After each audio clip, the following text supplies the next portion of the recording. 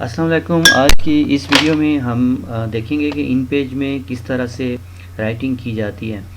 تو جس طرح سے ہم نے پچھلی جو ہم نے 3 ویڈیو تھی ان پیج کے متعلق، اس میں ہم نے دیکھا کہ پیج کو کیسے سیٹ کیا جاتا ہے، اور پھر اس میں ہم نے different components of in page کی جو اپلیکیشن ہے اس کے ہم نے دیکھے. تو آج کی ویڈیو میں ہم رائٹنگ کے متعلق دیکھیں گے. تو سب سے پہلے آپ نے ایڈٹ مینیو پہ کلک کرنا ہے اور پریفرنسز پہ کلک کرنا ہے، اور یہاں پہ آپ نے کی بورڈ پریفرنسز کے اوپر کلک کرنا ہے. سو یہاں سے آپ نے فونیٹک کی بورڈ لے لینا ہے.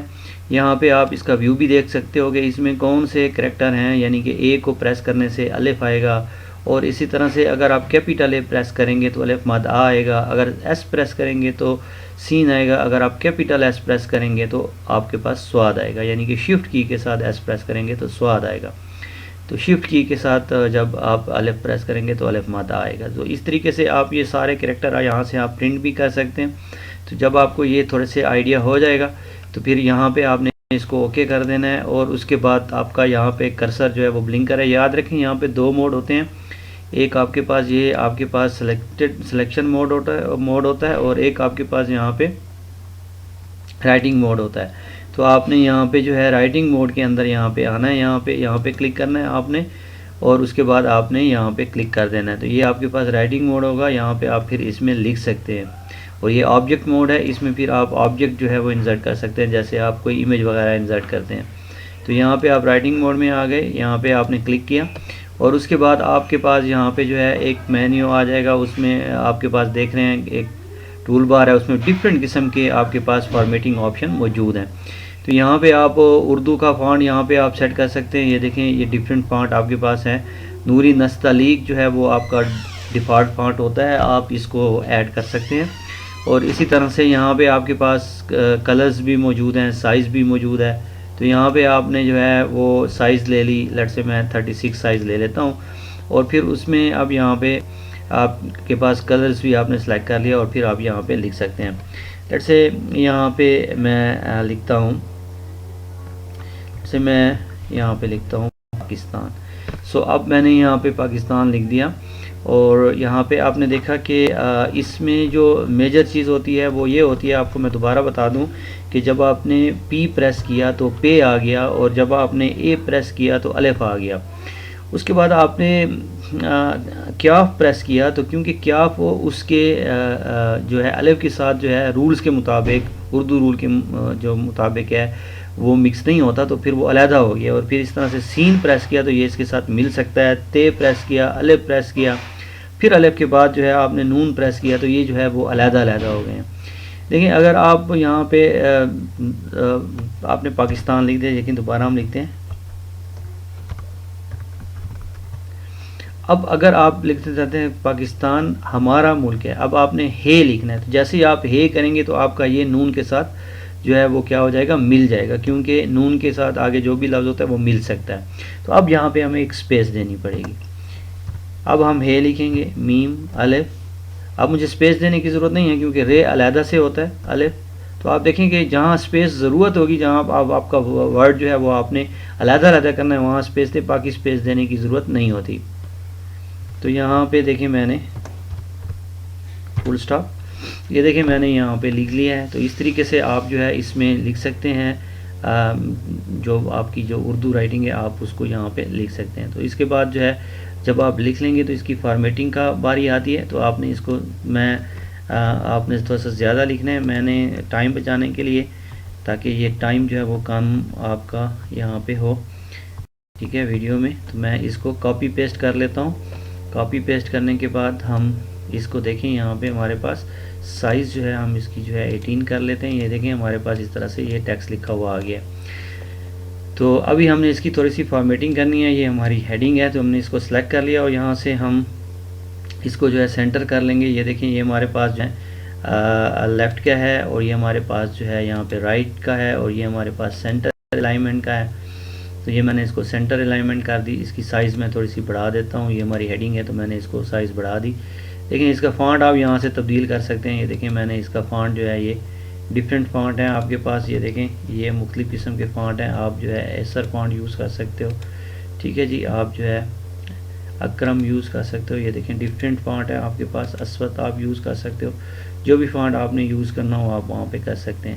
تو یہاں پہ آپ کے پاس، اور یہ آپ کا جو ہے پیراگراف ہے، تو اس کو آپ نے سلیکٹ کر لیا. تو پیراگراف میں آپ دیکھ رہے ہیں کہ جب آپ لکھتے ہیں تو آپ انٹر کی پریس نہیں کرتے، بلکہ آپ کی جو آخری لفظ ہوتا ہے اس کے بعد آپ کی دوسری لائن خود بخود شروع ہو جاتی ہے.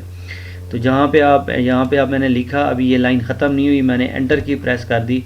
تو اب جو ہے یہ میرا اگلا پیراگراف ہے. ٹھیک ہے.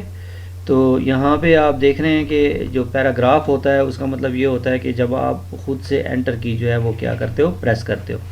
تو جب تک آپ انٹر کی پریس نہیں کرتے، آپ کی ایک لائن ختم ہوتی ہے تو دوسری لائن خود بخود جو ہے وہ شروع ہو جاتی ہے. لیکن آپ دیکھتے ہیں کہ یہاں پہ آپ کی جو لائنیں ہیں یہ بالکل جو ہیں وہ کوئی چھوٹی ہے کوئی بڑی ہے، برابر نہیں ہے. تو آپ ان کو برابر کرنے کے لیے یہاں پہ پھر آئیں گے الائنمنٹ کے بٹنز کے اوپر، اور یہاں پہ آپ نے اس کو کیا کرنا ہے، یہاں پہ لیفٹ اس کو جو ہے وہ جسٹیفائی کر دینا ہے. تو یہاں پہ آپ نے جسٹیفائی کر دیا تو آپ کی یہ لائنیں جو ہیں بالکل برابر ہو جائیں گی ہر طرف سے، لیفٹ اور رائٹ سائڈ سے.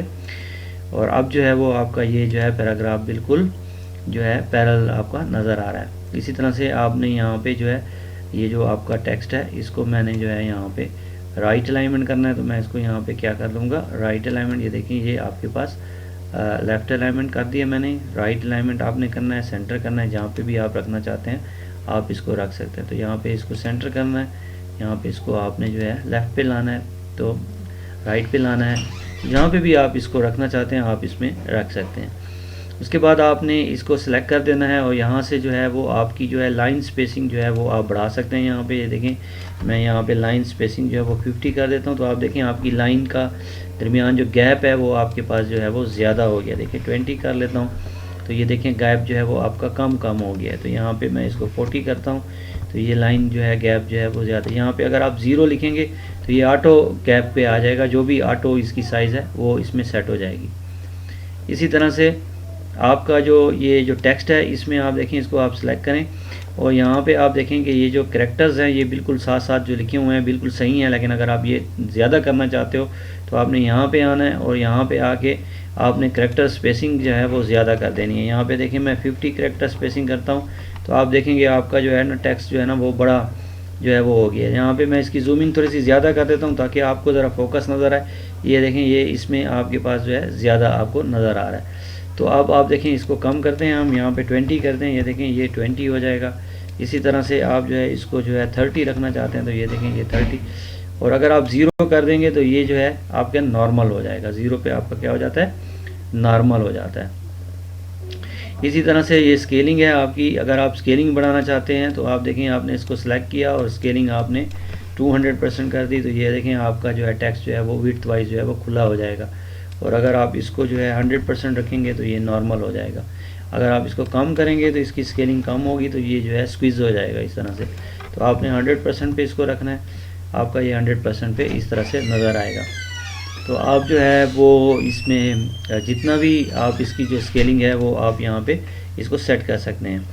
ٹھیک ہے جی. تو یہاں پہ آپ کے پاس اسکیلنگ آ گئی، اور اس کے ساتھ ساتھ آپ جو ہے اپنے ٹیکسٹ کو جو ہے تھوڑا سا آپ بولڈ کرنا چاہتے ہیں تو یہاں پہ دیکھیں آپ کے پاس بی لکھا ہوا ہے، یہ آپ کا بولڈ ہو جائے گا. اس طرح سے آپ اس کو بولڈ کر سکتے ہیں. اگر آپ اپنے ٹیکسٹ کو انڈر لائن کرنا چاہتے ہیں تو یہاں پہ آپ کے پاس جو ہے یہ انڈر لائن لکھا ہوا ہے تو آپ اس کو کیا کر سکتے ہو، انڈر لائن کر سکتے ہو. ٹھیک ہے. یہ سنگل انڈر لائن میں نے کر لی. ٹھیک ہے. آپ ڈبل انڈر لائن بھی کر سکتے ہیں. یہاں پہ یہ دیکھیں یہ ڈبل انڈر لائن ہو گئی ہے. یہ دیکھیں یہ ٹیکسٹ آپ کا ڈبل انڈر لائن ہو گیا. آپ اسی طرح سے اس کا جو انڈر لائن کلر ہے وہ بھی آپ چینج کر سکتے ہیں. اور یہاں پہ آپ کے پاس جو ہے یہاں پہ آپ کے پاس جو فونٹ کا کلر ہے وہ بھی آپ چینج کر سکتے ہیں. یہ دیکھیں یہ ہماری ہیڈنگ ہے تو اس کا فونٹ کا کلر میں جو ہے وہ ریڈ کر دیتا ہوں. یہاں پہ آپ کا فونٹ کا کلر کیا ہو گیا، ریڈ ہو گیا. سو اس طریقے سے آپ یہ فارمیٹنگ کے آپشن اپلائی کر سکتے ہیں. تو یہاں پہ آپ کے پاس فارمیٹ مینیو بھی ہوتا ہے، اور یہاں پہ آپ کے پاس کریکٹر کا آپشن ہوتا ہے. یہاں سے بھی آپ یہ سارے آپشن جو یوز کیے ہیں ہم نے یہاں سے بھی آپ کر سکتے ہیں. اور اسی طریقے سے آپ جو ہے پیراگراف کے آپشن میں سے بھی یہ آپشن یوز کر سکتے ہیں جو کہ ہم نے یہاں پہ کیے ہیں.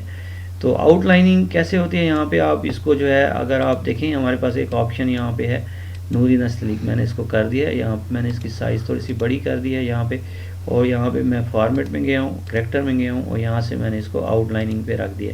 تو آپ یہ دیکھیں یہ آپ کے پاس آؤٹ لائننگ میں آ گیا. یہ آپشن جو ہے ڈائریکٹلی یہاں پہ نہیں ہوتا, فارمیٹ اور کریکٹر میں جا کے آپ کے پاس یہ آپشن جو ہے وہ یہاں پہ موجود ہوتا ہے. باقی آپشن آپ کے پاس یہاں پہ جو ہے ٹول بار میں موجود ہوتے ہیں, تو یہاں سے آپ یوز کر سکتے ہو. لیکن اگر آپ نے آؤٹ لائننگ کا کرنا ہوگا تو آپ کو مینیو میں جانا پڑے گا. تو آج کی اس لیکچر میں ہم نے دیکھا کہ ان پیج میں اردو ٹیکسٹ کس طرح سے لکھا جاتا ہے. اگلی ہم ویڈیو میں دیکھیں گے کہ ان پیج میں جو ہے وہ سندھی, پشتو اور اس طرح سے انگلش جو ہے وہ لاطینین جو ہے وہ لینگویج کس طرح سے لکھی جاتی ہے. تب تک کے لیے ہمیں اجازت ہے.